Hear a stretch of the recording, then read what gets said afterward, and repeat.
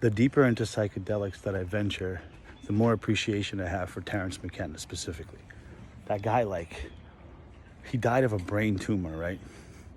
And the doctors told him, of course, it has nothing to do with the copious amounts of psychedelics that he took, which alter your state of mind or consciousness, which mostly comes from your brain, right? And then he got a brain tumor. Well, of course, it's nothing to do with the not large amounts of things that you took that alter your state of brain.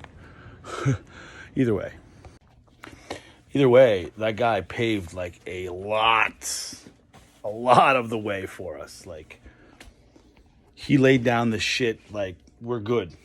Like, if you're not on the road after you listened to Terence McKenna and then took psychedelics, if you still don't know what the fuck's going on, then maybe it's up to you. You gotta pave another road, like a service road next to the highway, kind of like just for the people that have no idea what the fuck's happening. Because, like, all the things I got from him and all the things that I've studied about it, DMT and shit, like, afterwards, a lot of the stuff happens to me after I hear about it. So, like, they point out that the fact that it sounds like you can't breathe, or it feels like you can't breathe. And before I didn't feel it, but now I do. But obviously, you know, you can breathe, so knowing that, like, helps you out. Knowing that the moguls are there so you can get over them quicker. You know, if you didn't know they were there, chances are it could trip you up pretty bad. Or you wouldn't feel them at all because you didn't know they were there. Just bumps, boom, you know. But if you know the bump's there, you know it's coming. But you can get over it quicker because you know it's just a mogul. Right? So, without sounding too philosophical, and that's the one thing I don't like about philosophy, is they're, you know, the ancients, they're smart as fuck, obviously, but they always say shit that's just like, duh. Like, everything has an outside, has an inside, and everything has an inside, has an outside. Like, you're a dick. You're just saying the same, like, no, shut up. A circle is round because it's round as a circle. An orange tastes like an orange because that's the color. Like, what? Like, shut up.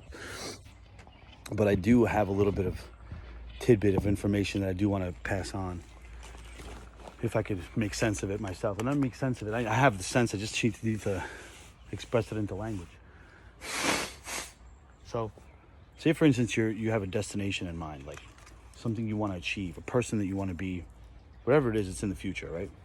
Some sort of a distance away from you, even if it's a physical destination.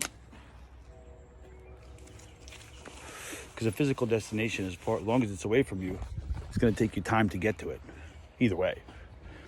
But between you and your answer, or wherever you think is the answer may lie. So, like, if I'm over here and I need to get to the end of that path, between me and the path, there's still stuff, the way, you know? What the answer shows you, and the answer, by the way, is not a noun. It's a verb. It's an action. You know what I mean? It's not a thing. You don't get an answer in terms of a thing. It's an answer in terms of a speech. And that's why I guess telepathy doesn't really work that well with us. Because we're always looking for explanations in terms of things. Nouns. Like, what is the answer? Well, the answer is X, or it's red, or it's, you know, it's a thing. But the answer is not really a thing. It's an action. It's a verb. It's being. And it's hard to express something that's action in thing terms. You know what I mean? It's just hard to be expressive if you're a verb and in a world of nouns, so to speak. So the answer shows you that between you and your destination, there's still a way more shit than you've ever thought about. In fact, before you even realize that before you even set yourself to have a goal that's that far, you should probably, like, look a little closer, because there's way more shit. And again, humans have problems with the whole looking closer, because looking closer, we're looking closer. Like, no. Not looking closer like magnifying it. Looking closer like looking deeper into the thing that's in front of you. Like, between my face and this phone, there's a bunch of shit, like grids and angles and colors, all this, you know, all this psychedelic bullshit. That was, oh my God, the fucking patterns are so trippy. Shut up. It's not about the patterns.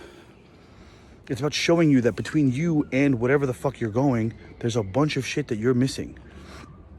In fact, that you don't even need to have that goal for yourself because you're looking for the infinite. We're always looking for like, oh, what's the eternal, the infinite, the unreachable.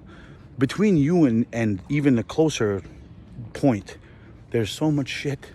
And it goes on, yes, into the infinite. But there's no point of looking for the infinite because it's the same repetitive pattern over and over again. But you haven't even seen half the patterns yet. You know what I mean?